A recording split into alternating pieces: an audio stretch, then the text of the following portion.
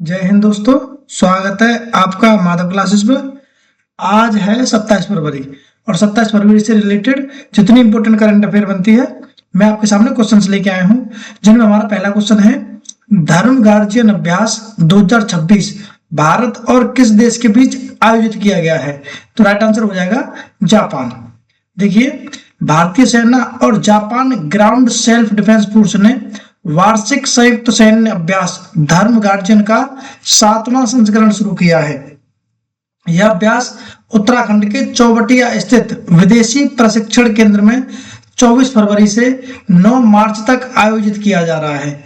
अभ्यास में भारत और जापान की सेनाओं के 120 सैनिक भाग ले रहे हैं। अभ्यास बारी बारी से भारत और जापान में आयोजित किया जाता है। धर्म गार्जियन पहली बार 2018 में आयोजित किया गया था। देखिए, जापान के बारे में पढ़ते हैं। यहाँ की राजधानी टोक्यो है।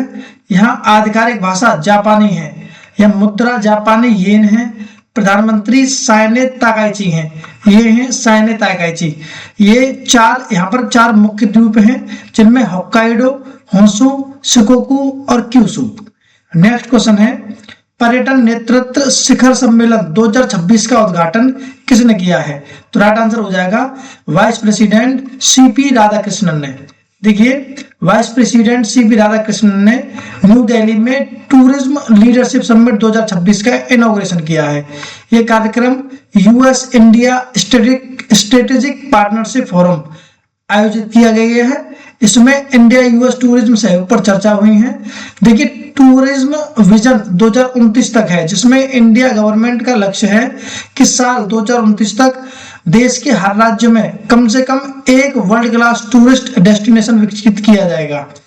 टूरिज्म में भी एआई का उपयोग होगा, जैसे फॉरेन टूरिस्ट के लिए डिजिटल गाइड और भीड़ को कंट्रोल के लिए स्मार्ट सिस्टम। देखो, ये समिट दोनों देशों के बीच टूरिज्म और बिजनेस के रिश्तों को मजबूत बनाएगी।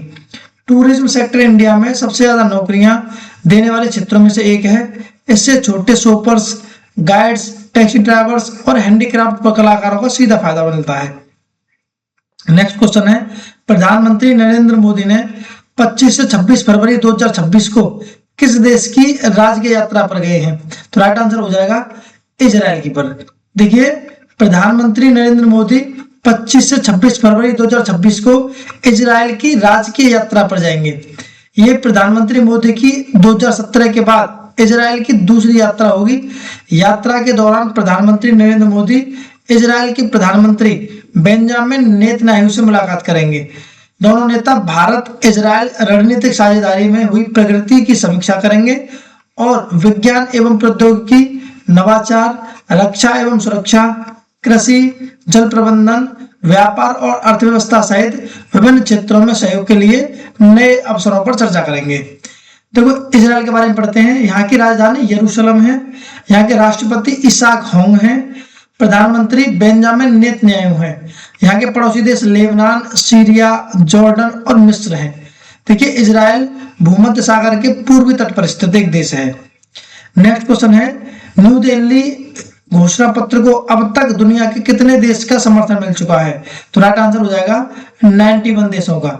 देखो, नई दिल्ली में पिछले सप्ताह आयोजित एआई शिखर सम्मेलन के समापन पर जारी नई दिल्ली घोषणा पत्र को अब तक दुनिया के 91 देशों और अंतरराष्ट्रीय संगठनों का समर्थन मिल चुका है। हाल ही में बांग्लादेश, कोस्टा रिका और ग्वाटेमाला इसमें शामिल हुआ है। समर्थन करने वाले देशों में अमेरिका, ब्रिटेन, रूस, चीन, फ्रांस, जर्मनी, जापान, दक्षिण कोरिया, ब्राजील, सऊदी अरब और यूएई जैसे शक्तिशाली राष्ट्र शामिल हैं। नेक्स्ट क्वेश्चन है 24 फरवरी 2026 को केंद्रीय मंत्रिमंडल ने किस राज्य का नाम बदलने का प्रस्ताव को मंजूरी दी है। तो राइट आंसर हो जाएगा केरल। तो केरल का नाम केरलम रखने की मंजूरी मिली है। देखिए, प्रधानमंत्री नरेंद्र मोदी की अध्यक्षता में केंद्रीय मंत्रिमंडल ने 24 फरवरी 2026 को केरल का राज्य का नाम बदलकर केरलम करने के प्रस्ताव को मंजूरी दी है। कैबिनेट की मंजूरी के बाद भारत के राष्ट्रपति संविधान के अनुच्छेद 3 के तहत विचार व्यक्त करने के लिए केरल राज्य विधानसभा को केरल जो नाम परिवर्तन करवाने के लिए विधेयक 2026 नामक एक विधेयक भेजेंगे। देखो कुछ इंपोर्टेंट पॉइंट्स पढ़ते हैं। भारत में किसी भी राज्य का नाम बदलने की शक्ति संसद के पास होती है। यह शक्ति भारतीय संविधान के अनुच्छेद 3 के तहत दी गई है। अनुच्छेद 3 संसद को अधिकार देता है कि वह कानून बनाकर किसी भी राज्य की सीमा को बदल सकती है, किसी राज्य को विभाजित कर सकती है और किसी राज्य को मिलाकर एक नया राज्य बना सकती है और किसी राज्य का नाम बदल सकती है। ये अनुच्छेद 3 वेरी इंपॉर्टेंट हो गया, किसी न किसी एग्जाम में पक्का पूछा जाएगा। देखिए नेक्स्ट क्वेश्चन है, भारतीय रिजर्व बैंक आरबीआई ने अत्याधुनिक डेटा सेंटर कहाँ स्थापित किया है? तो राइट आंसर हो जाएगा मुंबई में। देखिए भारतीय रिजर्व बैंक ने भुवनेश्वर उड़ीसा में एक अत्याधुनिक डेटा सेंटर की स्थापना की है। नवी मुंबई के बाद यह आरबीआई का दूसरा प्रमुख डेटा केंद्र है। यह केंद्र मुद्रा प्रबंधन में मदद करेगा। देखिए भारतीय रिजर्व बैंक ने अभी भुवनेश्वर, कहां पर? उड़ीसा के भुवनेश्वर में, लेकिन मुंबई में पहला है। मुंबई में कौन सा है? पहला डेटा सेंटर है मुंबई में। मुंबई में पहला सेंटर है किसका? भारतीय रिजर्व बैंक का। और अभी कहां की स्थापित की गई है? तो वो है भुवनेश्वर उड़ीसा का। ठीक है, देखिए भारतीय रिजर्व बैंक के बारे में पढ़ते हैं। इसकी स्थापना 1 अप्रैल 1935 को हुई थी। रिजर्व बैंक ऑफ अधिनियम मतलब रिजर्व बैंक अधिनियम 1934 के तहत मुख्यालय मुंबई महाराष्ट्र में है। यहाँ के वर्तमान गवर्नर संजय मल्होत्रा हैं 2024 से। अच्छा, राष्ट्रीयकरण 1949 में हुआ था। पहले गवर्नर सर ऑसबोर्न स्मिथ थे। सीडी देशमुख पहले भारतीय गवर्नर थे और मुख्य वित्तीय अधिकारी आरबीआई के सुधा बालकृष्णन है। नेक्स्ट क्वेश्चन है, हाल ही में किस राज्य सरकार ने होम स्टे मतलब पेइंग गेस्ट हाउस योजना 2026 लागू की है? तो राइट आंसर हो जाएगा राजस्थान। देखिए राज्य सरकार ने पर्यटन को बढ़ावा देने के लिए होम स्टे योजना 2026 लागू की है। इस योजना में होम स्टे पर्यटकों की सुरक्षा का विशेष ध्यान रखा गया है।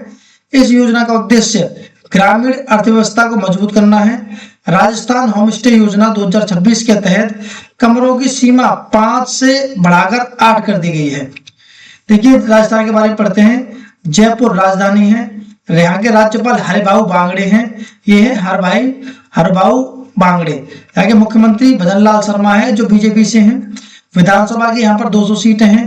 राज्यसभा की 10 सीटें हैं। लोकसभा की 25 सीटें हैं। यहाँ पर रणथंभौर राष्ट्रीय उद्यान है, सरिस्का है, राष्ट्रीय मरुद्यान है, मुकुंदरा हिल्स है और केवलादेव है। देखो राज्यों की कुछ प्रमुख योजना पढ़ते हैं, जिनमें रायथन्ना मीकोसम पहल आंध्र प्रदेश सरकार द्वारा योजना है। प्रोजेक्ट महादेव महाराष्ट्र सरकार द्वारा चालू की गई है। आपकी योजना आपकी सरकार आपके द्वार झारखंड सरकार द्वारा संचालित है। मुख्यमंत्री तीर्थ यात्रा योजना पंजाब सरकार द्वारा संचालित है। आपकी पूंजी आपका अधिकार अभियान निर्मला सीतारमण ने स्टार्ट की है। श्रद्धांजलि योजना असम सरकार द्वारा संचालित है।